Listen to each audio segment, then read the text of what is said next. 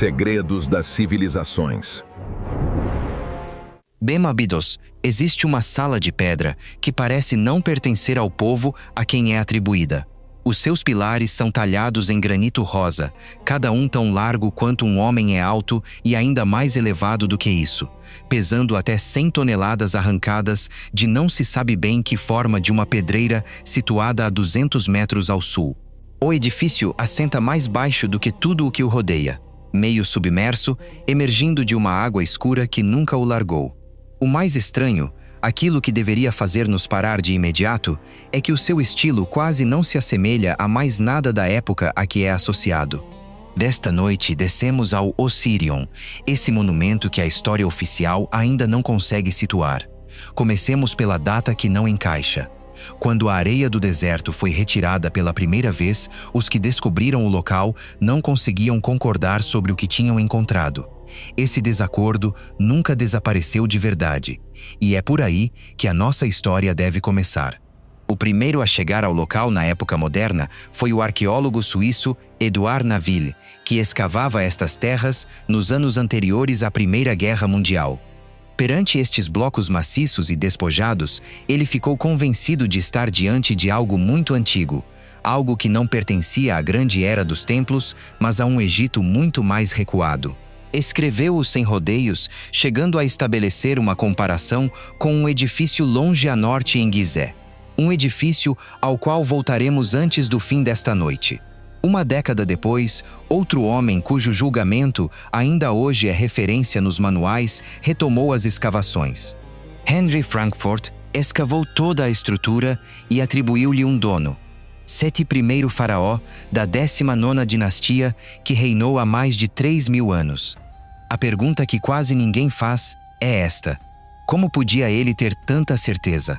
Tinha-a por causa de um nome. Gravado num grampo, de granito encaixado entre dois dos grandes blocos e integrado na decoração de uma pequena câmara anexa, Frankfurt encontrou o cartucho de Seti, o nome de um rei inscrito no seu próprio monumento. Para a maioria das pessoas, o assunto está encerrado, porque é simples e a maioria esquece o essencial. Um nome gravado na pedra apenas nos diz o momento em que esse nome foi inscrito, não nos diz nada sobre o momento em que a pedra foi talhada, moldada ou colocada pela primeira vez. O Egito está cheio de pedras reivindicadas, reutilizadas e regravadas por reis vindos muito depois da conclusão das obras. Um faraó colocar o seu nome numa parede não equivale a dizer que foi esse faraó que ergueu essa parede. Assim, quando o único elo sólido que liga este megálito submerso a Seti é apenas um nome acrescentado, e os próprios escavadores não conseguiam fazer corresponder o seu estilo a esse período, a posição honesta não é a certeza, mas sim uma pergunta, e já era uma pergunta antiga há 2.000 anos. Geógrafo grego Estrabão descreveu uma estrutura em Abidos, um lugar profundo a que se assedia pela água, coberto de enormes blocos de pedra monolíticos. Ele já falava de uma coisa antiga aos seus próprios olhos. Sejam quem forem os que talharam estes pilares, eles permaneceram em silêncio sob a terra durante muito tempo antes que alguém se perguntasse quem tinham sido.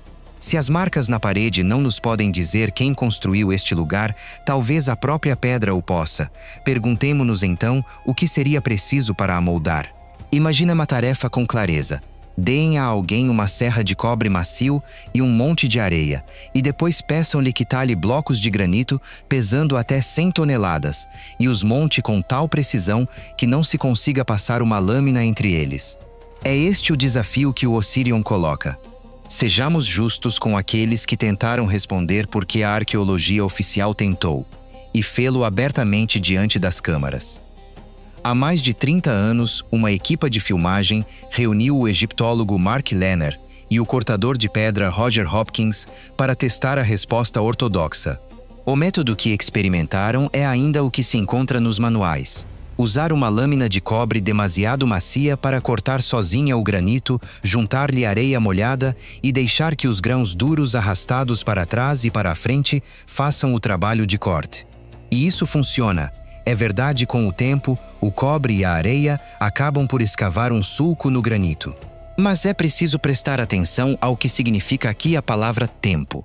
Durante o teste, 1 hora de serragem produziu apenas alguns milímetros de profundidade. Alguns milímetros num bloco de quase 4 metros de altura.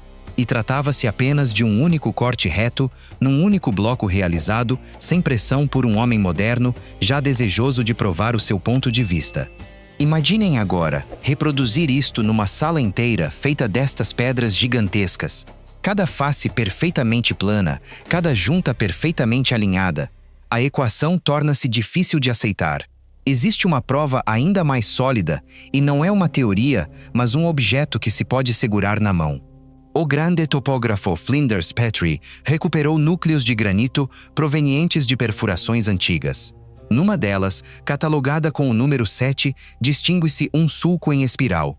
Esse sulco revela a velocidade a que a broca avançava a cada rotação. E a velocidade que indica ultrapassa a dos ensaios modernos mais cuidados com cobre e areia. O objeto é real, repousa num museu em Londres, e o debate sobre a sua fabricação nunca foi resolvido. Ponhamos uma coisa de lado com clareza e sem rodeios, porque é frequentemente aí que estes relatos descarrilam. Não é preciso invocar visitantes de outros mundos ou alguma tecnologia esquecida para sentir o peso deste enigma. Essas respostas são fáceis e perdem o essencial de vista. O verdadeiro ponto é mais restrito e muito mais difícil de afastar. Nunca ninguém encontrou no Antigo Egito um conjunto de ferramentas capaz de realizar este trabalho com esta precisão e a esta escala. A lacuna não é imaginária, ela está simplesmente ali. E aqueles que deixaram esta lacuna não deixaram apenas um monumento. Deixaram outro, no mesmo estilo impossível 800 quilômetros mais a norte. Lembrem-se da comparação que Naville evocava, aquela que deixamos de lado no início. Quando ele se encontrava no Osirion e sentia a sua idade nos ossos, o edifício que lhe vinha à mente não era outro templo da época de Sete, mas sim uma estrutura do Planalto de Gizé à sombra da segunda grande pirâmide. Conhecemos-la pelo nome de Templo do Vale de Kefren. A semelhança é impressionante. Tal como o Osirion é construído com enormes blocos de pedra, alguns dos quais pesariam bem mais de 100 toneladas. Tal como o Osirion é quase totalmente despojado, nenhum relevo cobre as suas paredes, nenhuma inscrição o explica, nenhum ornamento o suaviza. É engenharia em estado puro, bruta, maciça e silenciosa. Distingue-se dos templos esculpidos e pintados, que se seguiram como se obedecesse a regras diferentes. Um detalhe pequeno, mas revelador, liga os dois locais de uma forma que se pode constatar por si mesmo. Nos blocos de ambos os lugares encontram-se bossagens, protuberâncias arredondadas de pedra, deixadas salientes na superfície. São os pontos de preensão que os cortadores de pedra usam para segurar e mover um bloco normalmente aplanados assim que o trabalho termina. Aqui foram deixados, em Gizé como em Abidos, marcas inacabadas de construtores que trabalhavam da mesma forma em dois lugares separados por centenas de quilômetros. Isto muda a natureza do mistério. Não se trata de um caso único, uma curiosidade isolada, algo que uma equipa habilidosa teria conseguido uma vez sem nunca repetir. O Osirion não está sozinho. Pertence a um grupo, a um método de construção simples e maciço, que aparece em vários lugares do Egito e que contradiz sempre a cronologia habitual.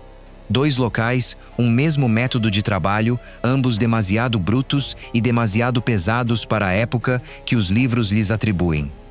O Osirion possui uma característica que o seu primo do norte não tem. Uma característica que definiu toda a sua existência singular. Foi construído para ficar dentro de água. De todos os mistérios que este lugar guarda, este é o mais fácil de ver e o mais difícil de explicar. No coração do Osirion encontra-se uma ilha, uma vasta plataforma de pedra rodeada por um canal destinado a reter água para que a câmara central se erga acima da superfície como o primeiro monte de terra firme no antigo relato egípcio da criação. Não foi um acidente causado por uma inundação. A água era pretendida e a água ainda hoje está lá subindo um pouco mais a cada ano. O granito mantém-se ali pacientemente há mais tempo do que qualquer um consegue provar. Há algo nesta visão que permanece gravado.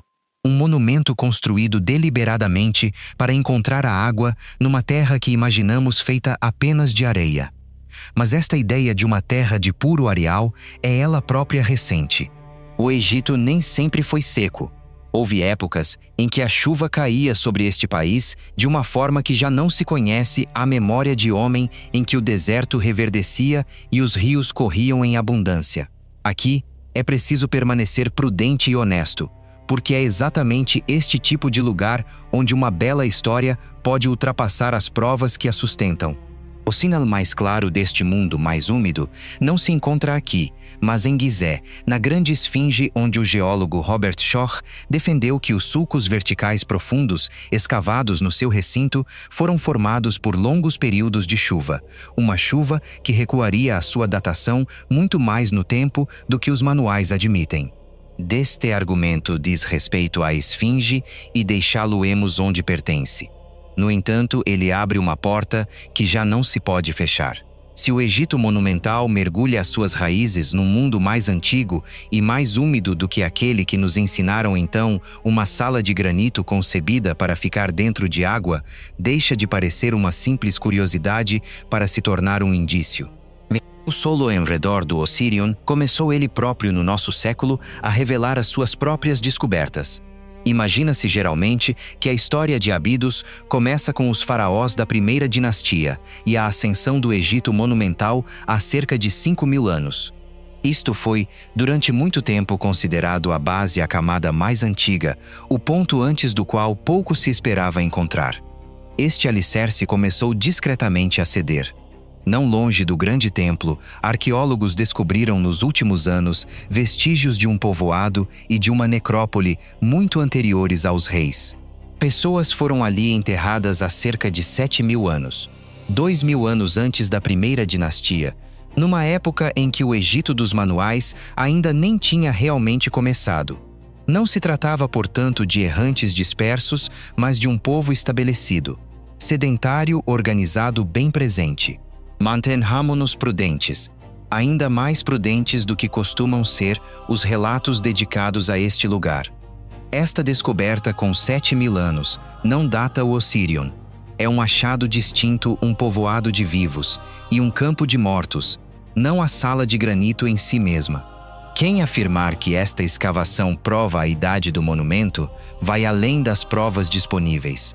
O que ela demonstra é mais restrito e, à sua maneira, igualmente perturbador.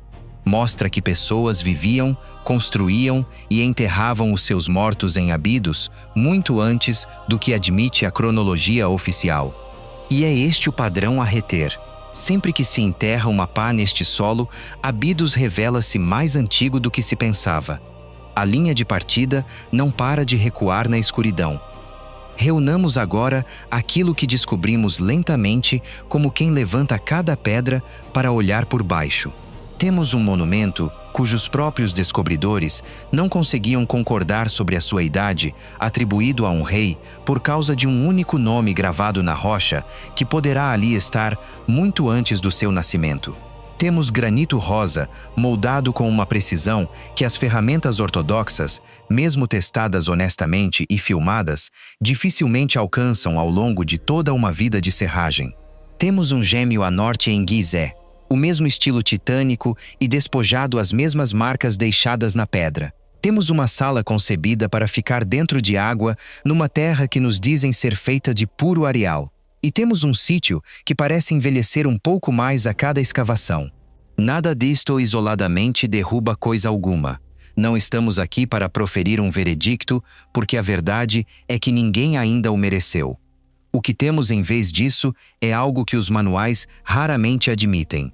Uma lacuna honesta, um lugar onde o relato oficial se detém, enquanto a pedra, por sua vez, continua.